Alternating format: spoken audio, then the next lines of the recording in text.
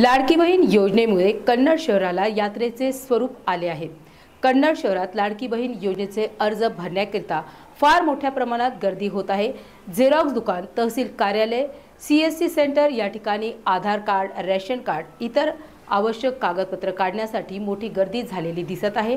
त्यात तहसील कार्यालय या ठिकाणी कार्यालय हे पार्किंगचे स्वरूपात बदलण्यात आले आहे। या ठिकाणी टू व्हीलर गाड्यांचे नियोजन नसल्यामुळे संपूर्ण तहसील कार्यालय टू व्हीलर लावण्यात येत आहे। या ठिकाणी शासकीय कार्यालय व दंडाधिकारी कार्यालय म्हटले जाते, पण याच ठिकाणी बेशिस्त वाहने लावण्यात येत आहेत। त्यामुळे अधिकारी, कर्मचारी व जनतेला याचा त्रास सहन करावा लागत आहे।